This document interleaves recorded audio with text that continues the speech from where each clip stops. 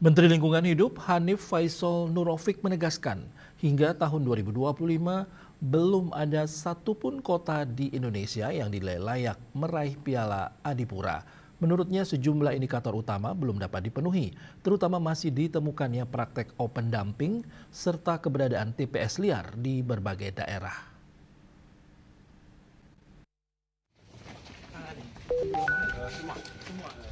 2 tahun sudah, Kementerian Lingkungan Hidup (LH) tidak menemukan daerah yang layak diberikan penghargaan Adipura, termasuk pada tahun penilaian 2025.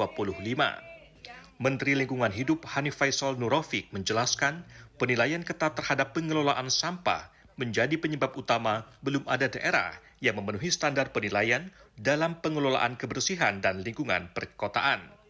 Pernyataan tersebut ia sampaikan saat meninjau pengelolaan sampah di Antapani Tengah, Kota Bandung, didampingi Wali Kota Bandung Muhammad Farhan, Sabtu 28 Februari.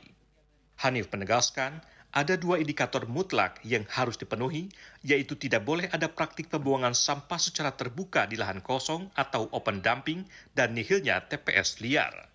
Jika masih ditemukan 2 hal tersebut, maka penghargaan Adipura tidak akan diberikan, termasuk Kota Bandung yang saat ini masih berstatus dalam pendampingan. Nggak ada satupun yang mampu mencapai predikat Adipura.